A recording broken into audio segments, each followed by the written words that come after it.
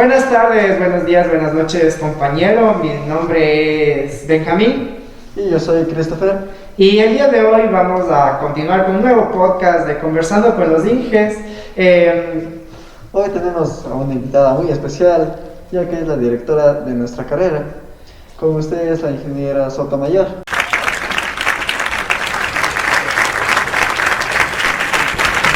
Buenas tardes, Inge, ¿cómo está? Muy bien, muchas gracias. Bueno, el día de hoy le hemos citado a usted para conversar un poco de su persona, acerca de su vida profesional, de su opinión sobre la carrera y su opinión laboral también. Entonces, vamos con la primera pregunta. Entonces, Inge Soto, ¿cuál es su nombre? Mi nombre es Luisa Fernanda Sotomayor Reynoso. Ya. ¿Dónde nació? Nací en un cantón llamado Cariamanga, de la provincia de Loja. Ah, usted sí no es de Quito. Porque, como dato curioso, hasta ahora, pues la mayoría de ingenieros que hemos entrevistado son de acá de la ciudad de Quito. Entonces, usted sería la primera que nos da la ciudad de Quito. Qué chévere. Y en sí, este dato muchos van a querer saber, ya que es su fecha de nacimiento. En mi nacimiento todos tienen vacaciones. Sí, es el 1 de enero de 1971. Ah, nació el 1 de enero. A las 3 de la mañana. O sea que usted, festeja el 31 y el 1. No, casi nunca festejan el cumpleaños. Todos ya están cansados de festejar el año viejo. Ah, bueno, en ese caso, entonces, bueno, ahí algún rato se le debe festejar el 1, ¿ya? No. ¿Profesión? Soy ingeniera en electrónica y control. ¿Ya? Y tengo masterado en automatización, control y producción. Qué interesante, Inge. La ocupación. La ocupación que tengo es docente universitario. Ok, y me imagino que de vocación igualmente ejerce la actividad como docente. Sí. De vocación. Sí, de vocación. Qué interesante, Inge. Y nos gustaría saber sus niveles de estudio. Es en 4º nivel, tengo masterado y algunos diplomados. ¿Cómo cuál es la más joven? El diplomado más es en desarrollo de la investigación y educación superior. Es el que terminamos recientemente. Ok, Inge. ¿Y qué tal? ¿Cómo puede conversarnos su experiencia del 3er nivel y del 4º nivel? Yo digo que en 3er nivel fue lindo, ¿no? ¿Ya? Fue lindo. Yo fui físico-matemático en el colegio. ¿Ya? Y siempre me desarrollé en la profesión. En esa época físico-matemático muy pocas mujeres lo seguían. Claro. Bueno. Éramos 6 y éramos cursos de 60. Entonces aprendí mucho, ¿no? de eso. También yo vine a estudiar en el 89 aquí en Quito. Ni nacían algunos, la mayoría no nacían.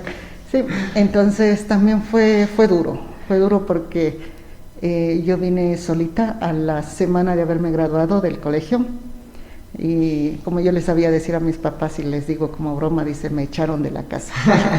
Pero aquí vine a vivir con unos familiares, pero fue duro, yo no salía de mi casa. Okay. Nunca pisé una discoteca, nunca iba a bailes, entonces fue durísimo verme aquí. Yo el primer semestre lloré todas las noches. Sí, así, todas las noches lloraba, pero a la final eso me dio coraje o decir, no me voy a rendir, Claro. Aquí o me votan o me gradúo. O sea, sí tiene razón. Ajá. O sea, bueno, ahí sacó fuerzas para, claro, seguir estudiando, sí. Y eso es lo bueno. Y sobre la parte del masterado, ¿qué puede decirnos? El masterado ya lo seguí estando aquí como docente. ¿Ya? Fue otro mundo, ¿no? Porque éramos todos ingenieros, el masterado fue técnico. Uh-huh.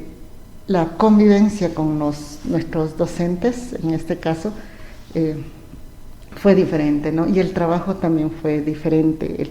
Entregar los trabajos igual que ustedes, ¿no? Entregar los trabajos, hacer los exámenes, fue Un poquito más sacrificado. Más sacrificado en la parte personal, sí, ¿no? Porque nosotros terminábamos de trabajar aquí 4 de la tarde, a veces a las 5, y empezábamos clases, las 4 aquí, empezábamos clases a las 5. Entonces sí fue un poco sacrificado, pero ahí nos dimos cuenta de los conocimientos que hemos tenido en toda la vida profesional que trabajamos, tanto en el trabajo en las industrias que tuve como en el trabajo de docencia. Todo lo que aprendí se utiliza, ¿no? Ya. Qué interesante. Otra pregunta que queremos hacerles, ¿qué hobbies tiene aparte de ser docente? Aparte de ser docente, hago mucha manualidad. ¿Ya? Como han de ver, ¿no? Si van a mi oficina está pura manualidad. La mayoría es hecho mío. Los niñitos no, los niñitos son de aquí, pero la mayoría es hecho mío, y en mi casa también. Es algo que comparto con mi hija, por ejemplo, con mis hijos, con mis 2 hijos, ¿no? Okay. Las manualidades.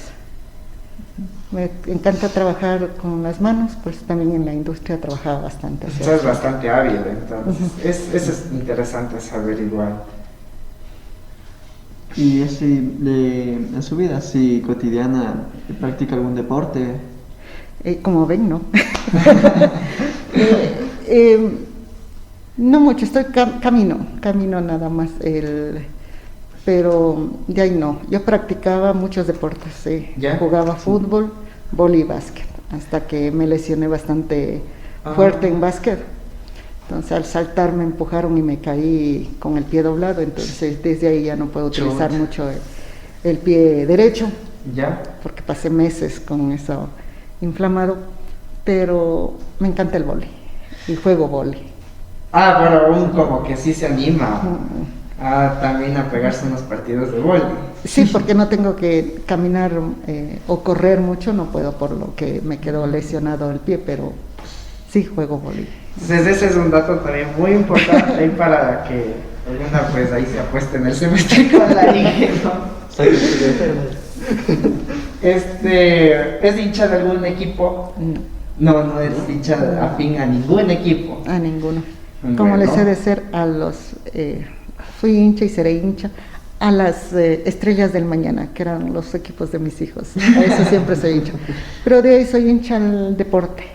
Ya. Cuando juega Ecuador, le apoyo, no importa qué deporte sea que juega Ecuador, lo apoyo incondicionalmente. Bueno, eso es, también es importante dar ese apoyito. Pero sí pelearme, porque ustedes le van a un equipo, yo no. Pero aunque a veces sí como que matan de iras, pero sí se les apoya. Ahí se les quiere. ¿Cuál es así comida favorita que tengas? Yo como de todo un poco. Lo que extraño es la comida de mi abuelita, pero lo que sé comer y me gusta es la lasaña. Le gusta la lasaña. ¿Y algo nacional? Nacional, por ejemplo, el cuy. Le gusta el cuy. Otro dato importante ahí, cuy, lasaña. Mi abuelita criaba cuy y siempre que íbamos a Loja, aunque nací en Loja, desde los 6 años no viví en Loja, viví en Santo Domingo porque mi papá se fue a trabajar ahí. Pero cada que íbamos a Loja por vacaciones era el cuy que se portaba mal, cuy a la olla. Los cuyes cuando golpeaban a los chiquitos, agarraban y a la olla. Se saben ser malos. No saben decir nada como la comida de casita. Sí. O sea que sí es bueno igual la comida de casita. Tal vez algún tipo de música que le guste escuchar a menudo. A menudo. No, música depende del género, ¿no? Excepto depende de la letra. Ya. Escucho rock. ¿Ya? Sí. Depende de la letra. Hay unas, por ejemplo, se me fue el nombre, ahorita es que estaba, de Duerme Niño, es que casi digo, del Mago de Oz. Es una letra muy, muy bonita. De Los Héroes del Silencio también. pero también escucho mucha música romántica, instrumental en inglés. En inglés Sí, igual. pero no, Baladas. moderno no escucho O mucho. sea, entonces está más apegado a escuchar géneros un tanto de los 2000, de los 80, de Sí, los 90. también escucho de Ajá. artistas nuevos. Sí. Por ejemplo, de mi época era cuando Audi recién empezó con Tres Notas o Ah, y hasta ahora la última canción también me pareció chistosa, de lo que contestaba a las personas que hacen rap. Hay rap también muy bonitos, pero últimamente dependiendo de la letra, ¿no? claro.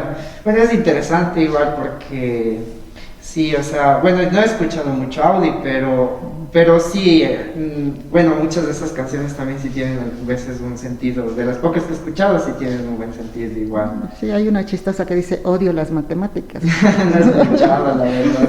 No, Tengo que escuchar. es de las primeras que hizo. En esa época yo estaba joven y ya tenía bastantes. Y decía, yo soy vago, odio las matemáticas, algo así era, pero chistosa, ¿no? Ahí está. Ya. Y dije, ¿cuál es su color favorito? ¿Color favorito?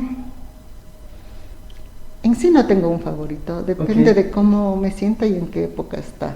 Por ejemplo, ahorita estoy de negro, me gusta el negro, pero no me gusta cuando tengo que ir, por ejemplo, a un velorio, se me sienta pesado.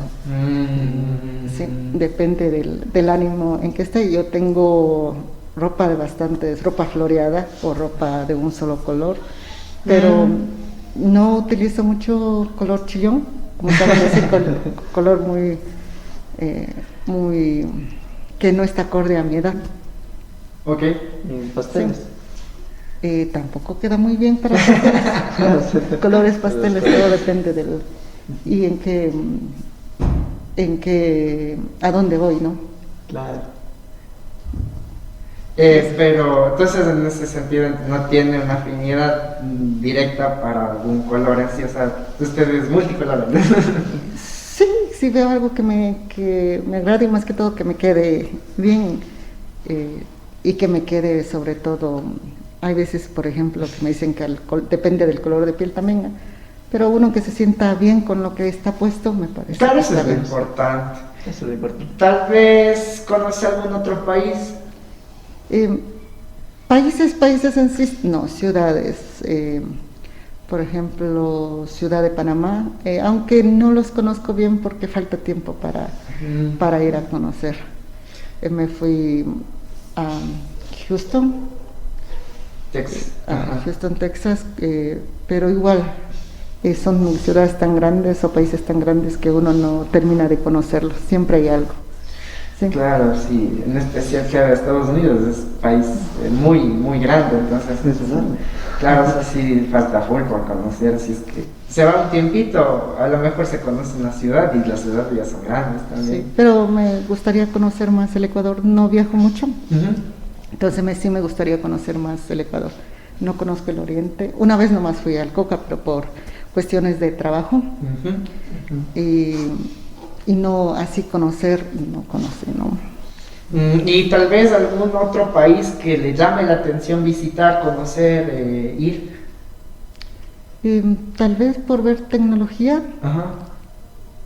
tal vez el Medio Oriente, Ya.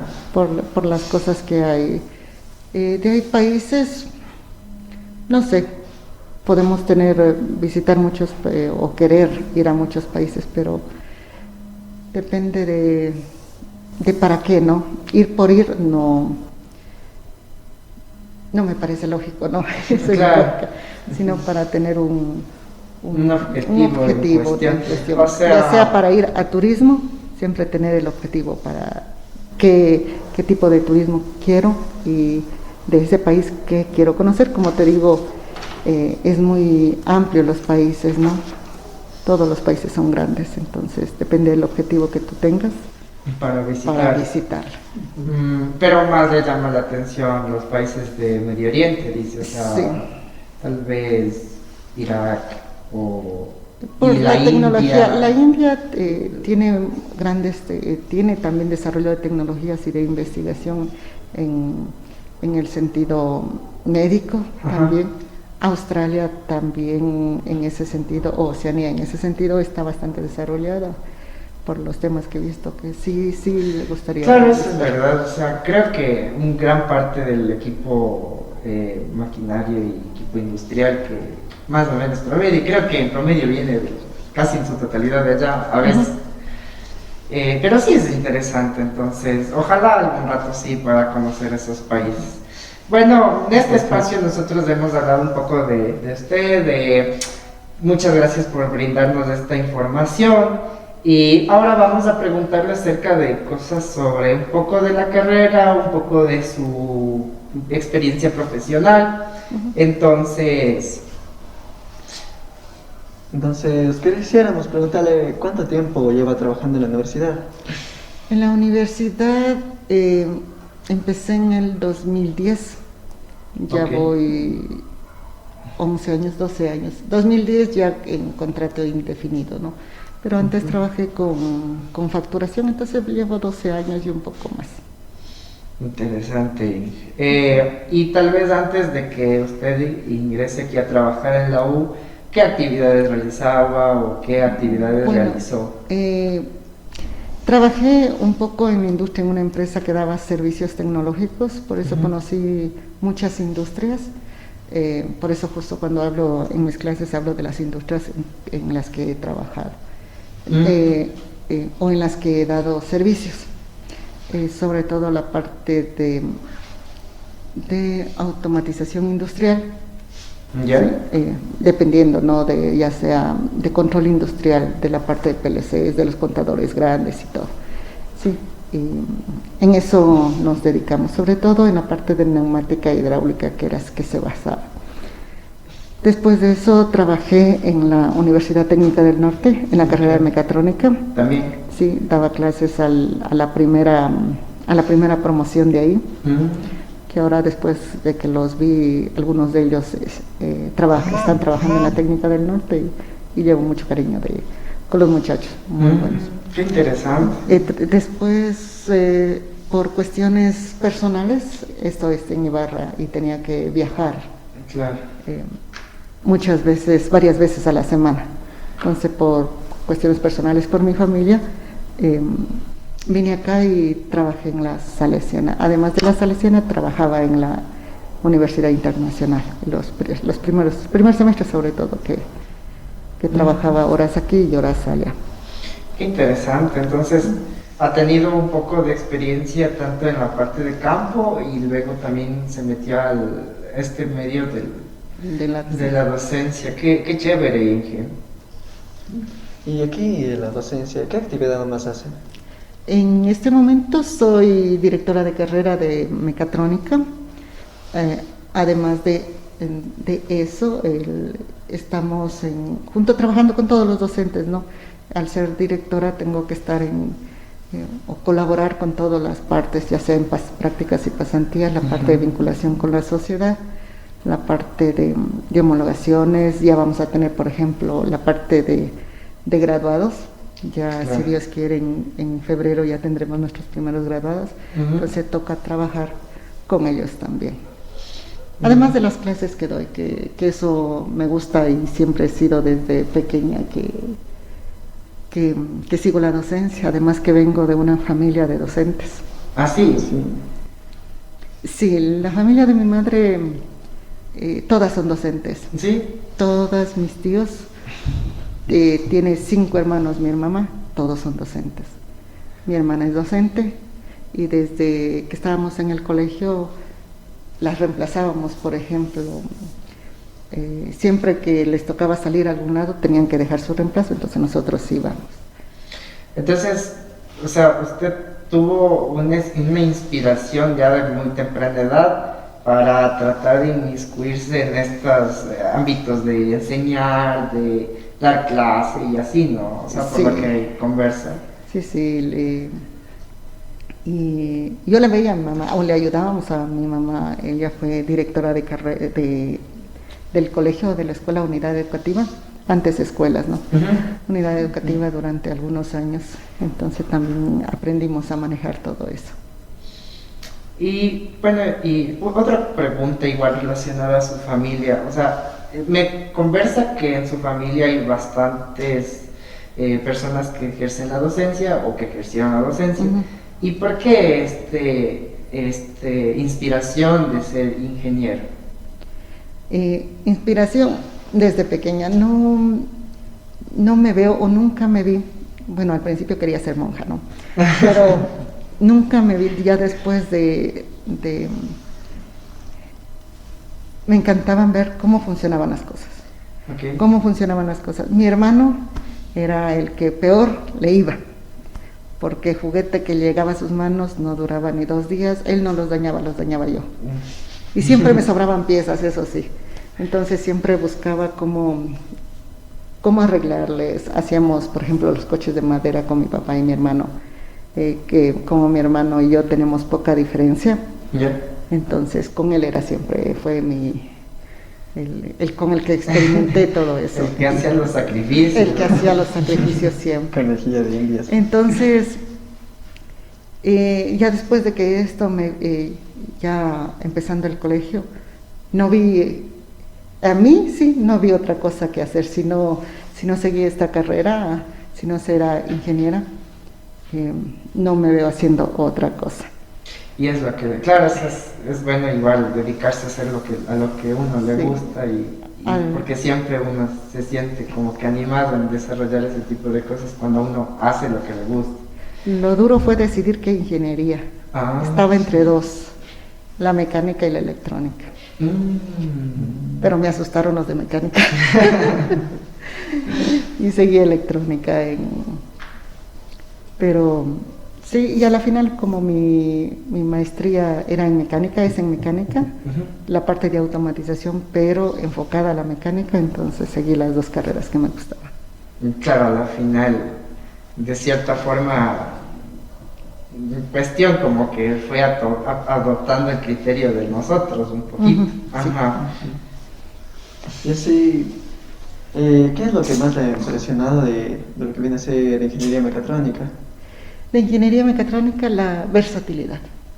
Okay. La versatilidad, la sinergia de unir tantas ingenierías para un solo objetivo, porque es diferente el enfoque de un ingeniero eléctrico, de un ingeniero mecánico, un ingeniero en control, o cada uno lo hace en forma independiente y siempre le falla algo. ¿Sí? Entonces, un ingeniero mecatrónico lo ve todo global. Claro, se Todo lo ve, todo. sí, y lo entiende de diferente forma que lo ven en los otros ingenieros. Claro, o sea, es como lo que dice, tal vez todas estas ramas específicas, la electrónica, la mecánica, la telecomunicación, en ciertos puntos, y lo que es control, por ejemplo, siempre de cierta forma tienen un vacío, una necesidad, ¿no? Dependen de los otros para poder llegar a crear esto, ¿no? Algún tipo de proyecto, ¿no? Que dependa de todo este tipo de situaciones, ¿no? O sea, que sea tanto mecánico, electrónico y de control, ¿no? Sí, porque no es solo que abarca todas las ingenierías, sino el enfoque que le da. El enfoque que le da la ingeniería mecatrónica es versátil, como te acabé de decir. Entonces ve todo el problema en forma global. No lo ve solo por partes como harían. Claro, lo puede ver el ingeniero electrónico como la parte del problema electrónico y puede ver qué puede hacer el mecánico, pero no se va a la parte, o no le solapa al ingeniero mecánico. El ingeniero mecánico ve el problema mecánico y trata de apoyarse con electrónico, pero por ejemplo hace primero la parte mecánica, después con lo mecánico hace lo electrónico y después entonces va por etapas. Entonces a veces el tiempo que transcurre en un proyecto es muy grande, porque el electrónico tiene que comprender lo que hizo el mecánico. Entonces en el mecatrónico lo entiende en forma global, entonces aquí hay que hacerle, ya lo puedes solucionar más rápido, con menos tiempo, y en sí las propuestas de solución pueden ser hasta más óptimas. Qué chévere que tengas opinión interesante de la carrera, porque sí es muy, muy entretenida y pues nosotros creo que en ese caso dentro de lo que hemos aprendido, pues le vemos un poco así. Sí. Otra curiosidad tal vez, en todo este tiempo que ya vas siendo parte de la carrera de mecatrónica, tal vez ha llegado a tener alguna experiencia que recuerde que le haya gustado, una de las mejores que haya tenido, como, o sea, participando en la carrera de mecatrónica. Participando en la carrera de mecatrónica, muchas, ¿no? ¿Ya? Porque yo he estado participando desde que se creó, apoyando a la ingeniera Fernández, que en esa época era directora de carrera, crearla.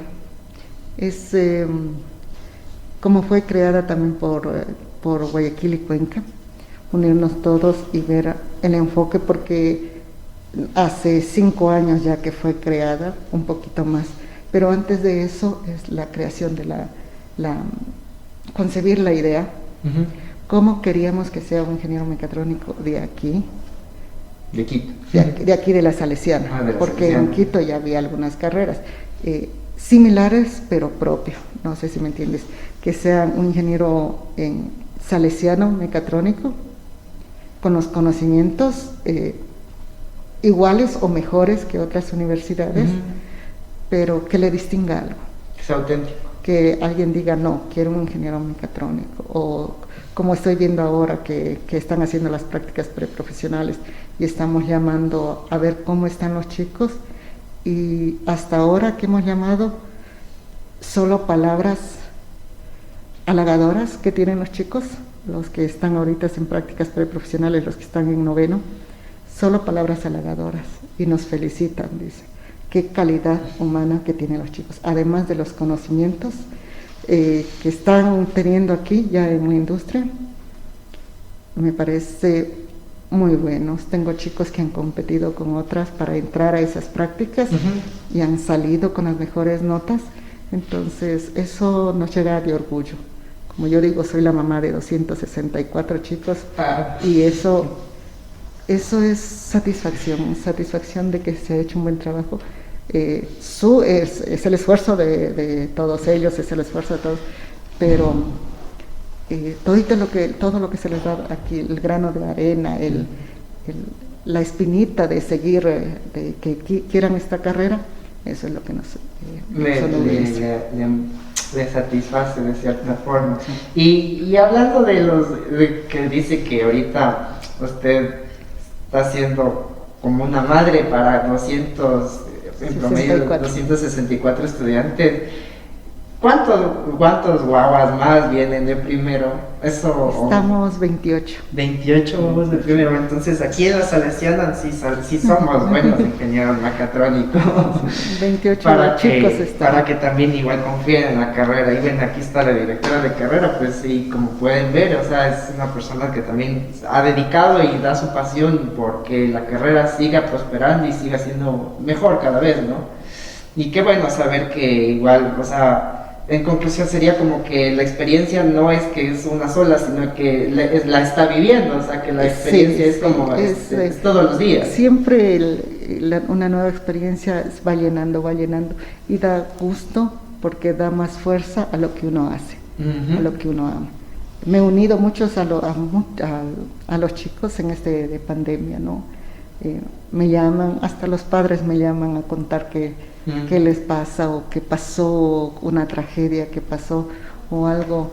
Sí, me he estado más en contacto, me siento más unida a esos chicos. Qué bueno. Sí, realmente algo muy conmovedor, realmente inspirador para nosotros que nos tenga ese aprecio.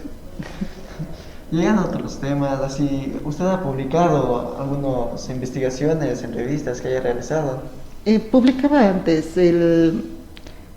pero más se publica con los proyectos de titulación, ¿no? Okay. Yo antes, como trabajaba en ingeniería electrónica, publicaba bastante con ellos. En el momento que pasé, tocó esperar hasta que hagan proyectos de titulación. Ahora que ya estoy con proyectos de titulación, con un proyecto en este caso, pienso publicar con ellos porque el trabajo es bastante interesante. Y eso es lo que se quiere, retos que sean interesantes, que ayuden, ¿no? que ayuden a las personas o a los emprendedores en este caso, que es el tema. Qué chévere. O sea que usted se suma sobre los proyectos para poder igual pertenecer a estas publicaciones, a este tipo de investigaciones, les ayuda, les complementan y así, digamos, llega a crearse un proyecto en donde tal vez igual se refleja también su conocimiento y su aporte de forma, bueno, sí, tal vez indirecta o directa, ¿no? Sí, mi vía de inspiración o mi vía de investigación sería ayuda a los emprendedores en este caso, ayuda a las personas que en verdad lo necesitan. Estaba trabajando en un proyecto en Cayambe, con el gobierno provincial, que lo estábamos haciendo con los chicos de electrónica, y después ayuda a los agricultores. Entonces esa parte es lo que me ayuda, que traigan algo para ayudar a alguien, ¿no? Porque este país sí que lo necesita. Y de ahí, bueno, publicaciones de su propia investigación, no. Sí hicimos, pero igual en conjunto, pero como le digo, fue hace 3 años, ¿no? De ahí estamos un poco ligados al grupo de investigación de biomecatrónica, con otros docentes que estamos, con casi todos los docentes de mecatrónica, que este es el grupo de investigación, que ya estamos planteando temas para este semestre para que involucrar a los estudiantes también. Qué chévere, eso es buen dato. Bueno, ahorita vamos a abordar un aspecto más ligado a lo laboral.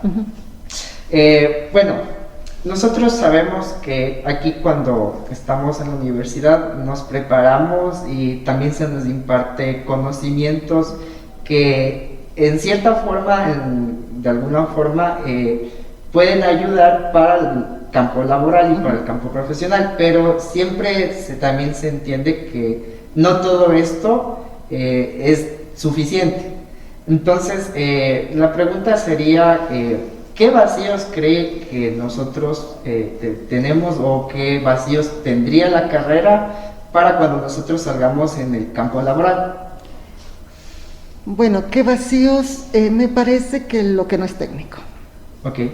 Sí, aunque por ejemplo tienen administración de proyectos y proyectos industriales en los niveles altos, pero sí nos falta un poco, y creo que es un vacío de todas las ingenierías. Por ejemplo, el marco legal. El marco legal, cómo hacer cómo concursar en licitaciones, sobre todo si es que quieren trabajar independientemente. Se reúne un grupo, sobre todo se reúne un grupo de ingenieros, todos técnicos, todos brillantes, pero no conocen el marco legal, no conocen cómo licitar o cómo hacer la parte de contabilidad. Sí, eso sí nos falta aquí en la Salesiana, por ejemplo, eso es lo que nos faltaría. Y por lo general hacen curso de eso, ¿no? Cómo gerenciar. Sí, porque eso es lo importante. Nosotros estamos aquí para que uno de los objetivos que tiene la carrera y la universidad en sí es que sean emprendedores, que emprendan, no sean empleados, sino que generen empleo. Y son capaces de hacerlos, y se los ve con todos los proyectos que han hecho, ¿no? Entonces diría que la parte administrativa hace falta. Que lo que a nosotros, o sea, bueno, como ingenieros luego tendríamos, o bueno, deberíamos apoyarnos o tratar de involucrarnos tanto de conocer un poco, como dice, de la parte legal, de la parte administrativa, de la parte gerencial, que son aspectos que sí es verdad, o sea, y son aspectos que a veces nosotros no ahondamos mucho, pero a la final en el exterior es como que sí importan, ¿no? ¿Sí? Y tienen bastante relevancia. Y claro, no solamente es el sentido de ser ingeniera, claro. Por eso es la parte de grupos multidisciplinarios que sabíamos hablar en clases, ¿no? Pero siempre para hablar con un grupo multidisciplinario tenemos que tener conocimientos de algo, no ser expertos, porque somos en nuestra carrera somos tenemos todos los conocimientos completos, pero sí conocer algunos aspectos de las otras ramas para poder entender qué es lo que se está hablando y también para decidir la mejor solución en ese aspecto. Qué chévere. También quisiéramos saber sobre su vida laboral. ¿Cuál ha sido como su mayor reto que ha tenido que pasar? Como algo que le dé orgullo. Que me dé orgullo. Mi hijo mecánico. ¿Ya? Yo digo así es cuando creamos una máquina, ¿no? Desde cero y verlo funcionar y haberlo entregado y ver lo que dieron la aprobación y que lo tuvieron funcionando. Lo hacíamos con PLCs, con la parte de no PLCs, porque la parte de control industrial. Okay. Entonces, esa fue uno de los retos más difíciles. Como te digo, yo era electrónica en esa época y ver los materiales y todo, sí me costó porque estábamos en un grupo liderando yo la parte eléctrica y electrónica y un compañero la parte mecánica. Acoplarnos al principio sí fue y hablar el mismo lenguaje y ponernos los dos de acuerdo, porque es lo primerito que se hay que hacer, ponernos los dos de acuerdo y trabajar. Tuvimos ese problema, como te digo, que tuvo que hacer primero la parte mecánica y yo acoplarme a toda la parte mecánica que él había hecho, entonces sí tocó cambiar algunas veces, pero entregar eso a la industria, a la empresa que nos contrató, fue placentero. Es como el momento que prendieron y funcionó y empezó a funcionar ya rellenando, porque era una máquina que llenaba salsa de tomate. Ya. Porque que tenía que ser exacto, porque en esa época, te digo así unos 15 años, que 20 años, pasaba la salsa de tomate, no estaba lleno y con una jarrita le llenaba. Entonces esa parte no querían hacerla, sino que estuviera lo más exacta posible. Entonces haber funcionado y que el error o la exactitud fuera alta y el error mínimo, eso fue en la parte de mi vida en la industria. El reto más grande que es. Qué chévere, dije, o sea, ahí está, pues todo se puede. Y ahí salen proyectos interesantes también. Bueno, ya tal vez apartándonos un poquito de este espectro laboral y también felicitándole por haber creado esa máquina. Otra consulta, ya yéndonos de este tema, ¿qué tal le ha ido en las clases virtuales? En las clases virtuales, me ha pasado de todo en esas clases virtuales.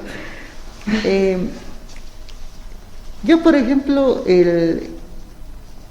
me costó al principio, porque uno tiene ya para las clases presenciales, todo preparado para las clases presenciales, y si no se acuerdan, fue en la última semana de matrículas. Sí. Fue el lunes que nos mandaron, que estuvimos aquí hasta el mediodía y nos mandaron ya a confinamiento. El lunes de inducción, eso quiere decir que una semana como esta, ¿sí? Yeah. Bueno, en marzo, ¿no? Pero la siguiente semana ya empezábamos clases. Y nos mandaron a confinamiento y nos dijeron todo a virtual. Entonces, las primeras, y son testigos los chicos también, que la primera semana fue fatal. Muchos no sabíamos, porque me incluye, todas las bondades que tenía el Zoom. Y yo tenía una pizarra en mi casa y esa le apuntaba a la cámara y ahí utilizaba, ¿no? Igual como si fuera. Después digo, eso no va, dicen, no vemos. Entonces ahí, a ver, ¿qué adelantos tecnológicos teníamos para seguir con la clase? O sea que podría decir que en parte esta situación de la pandemia le ha aportado para poder también usted pues desarrollar y manejar un poquito más de esta parte de tecnología, ¿no? O sea, sí, y más la parte del software y de lo que se tiene, ¿no? Y más que todo, las herramientas para docencia virtual, porque nosotros teníamos los programas, teníamos todo para realizarle, ¿no? pero las herramientas para docencia, esa es otra cosa. ¿Sí? Las diferentes, y más que todo hacer amenas, porque a mitad de la clase se me dormían, porque era a las 7 de la mañana. Claro. A veces los chicos se ponían y prendían la cámara sin querer queriendo. Acostados, bien dormidos, qué envidia. Bien dormidos, o solo prendían el Zoom y seguían acostados. Entonces, o cuando se preguntaba algo, nadie contestaba.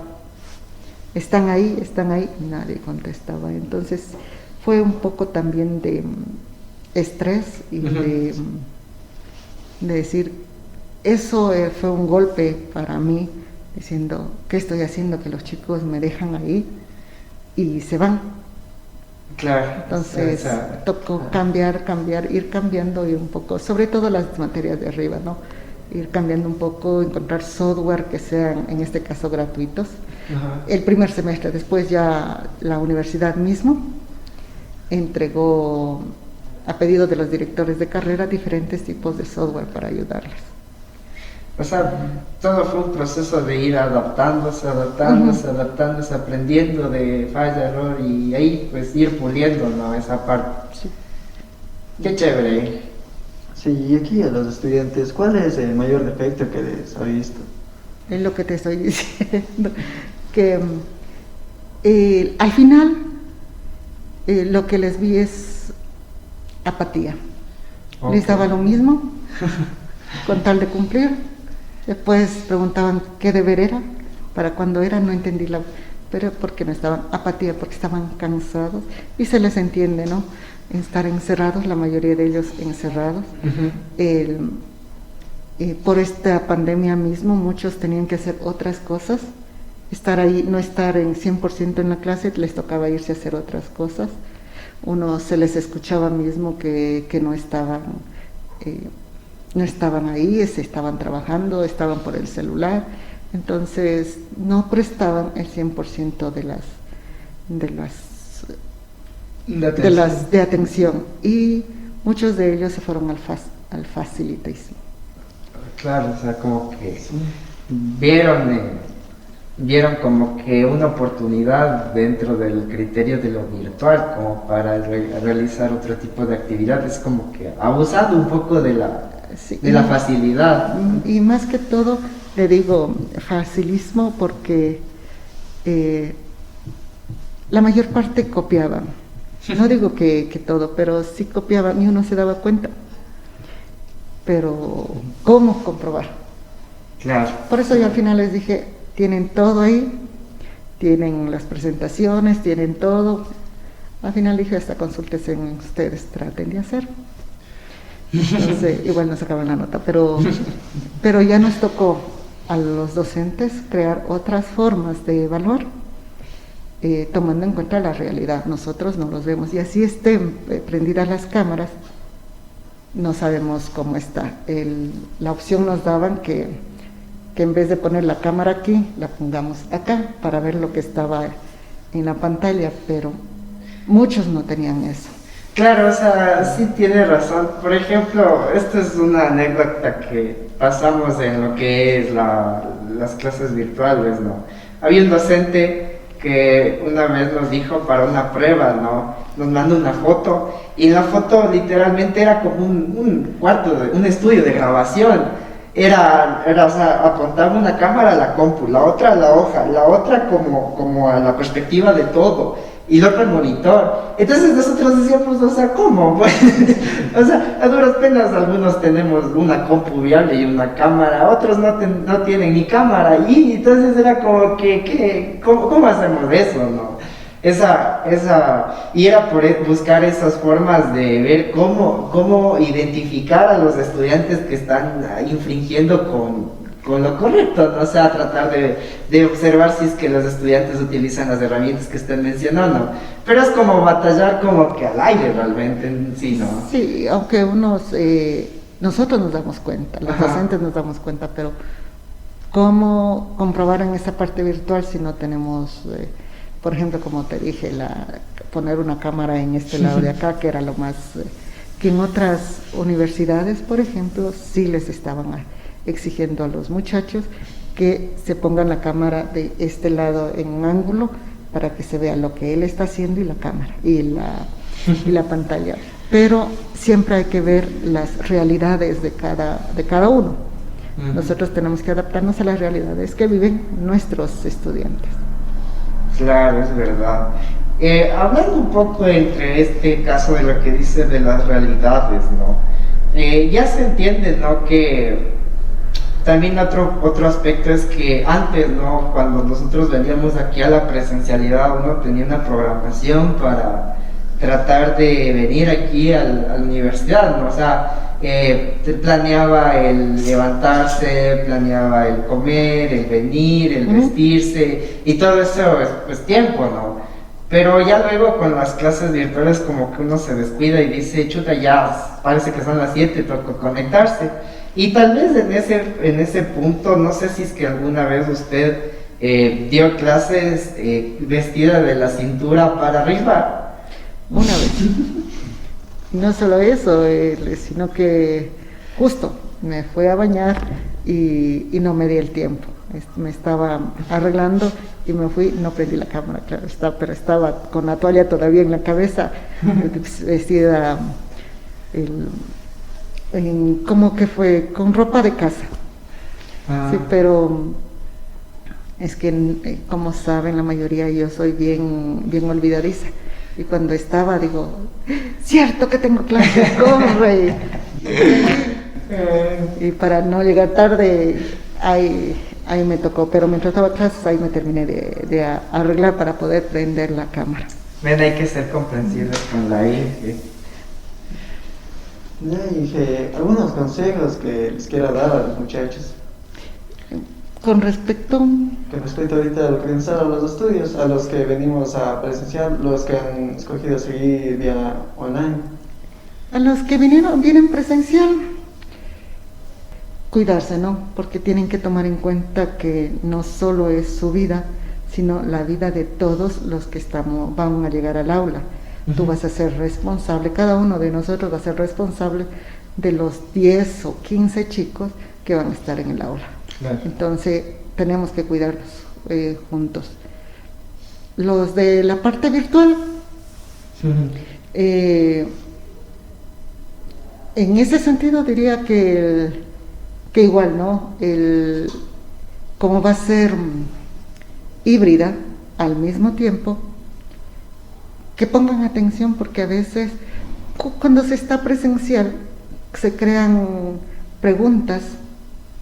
Es otra sinergia, podría decir. Okay. Entonces se crean más preguntas o se crean más incógnitas muy interesantes que pueden aportar mucho a los chicos que están virtual. Y a veces cuando en ese momento le pueden surgir dudas. Yeah. Cuando ven la grabación, no digo que está mal, pero cuando ven la grabación, ahí les surgen las dudas. ¿Y por qué no habrán preguntado esto? ¿Por qué no?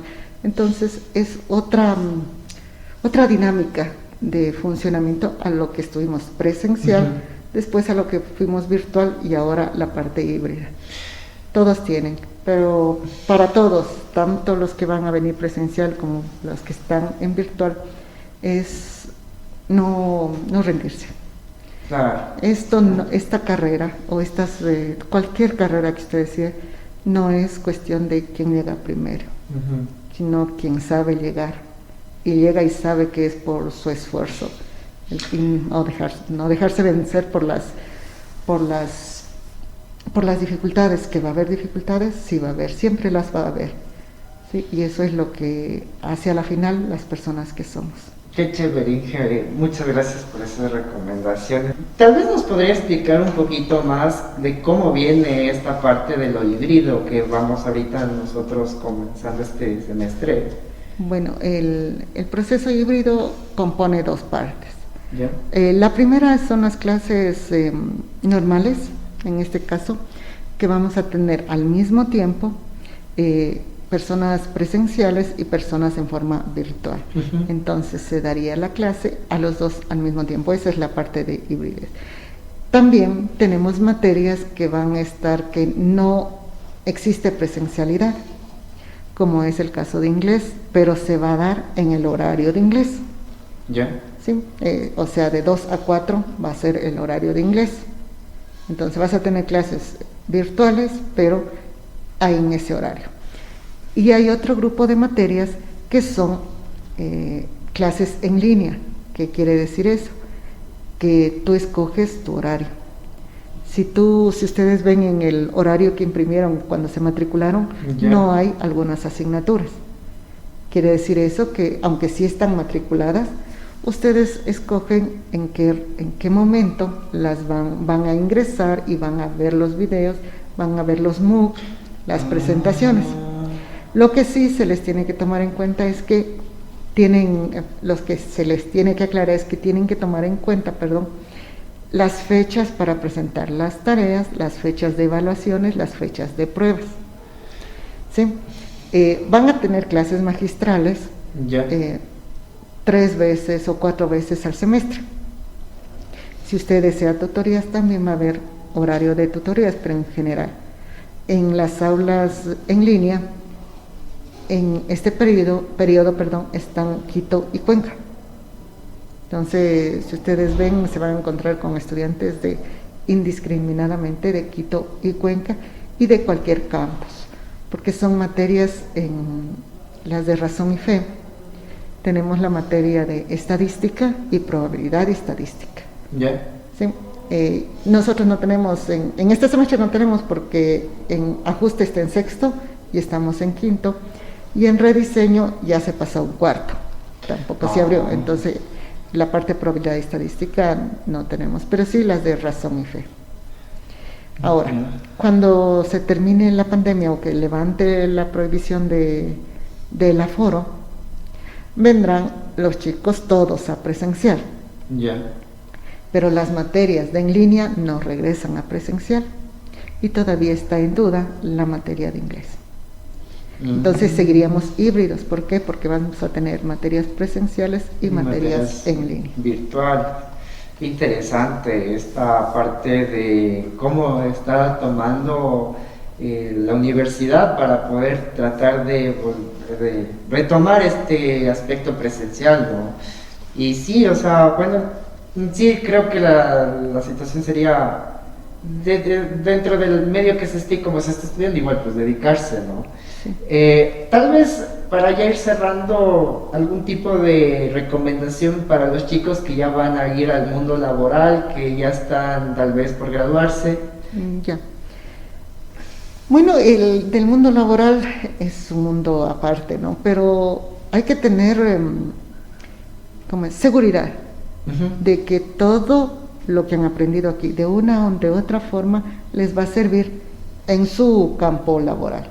¿A qué te digo eso? Por ejemplo, cuando yo fui a la industria, claro que me sirvió control industrial, pero en lo que más trabajé fue en neumática hidráulica, que fue una materia opcional que no todos cogen. Sí, aunque ahora sí es obligatoria, ¿no? Ya es obligatorio. Pero todo lo que aprendí ahí, todo lo que trabajaba, todo lo que vino en mi carrera, sea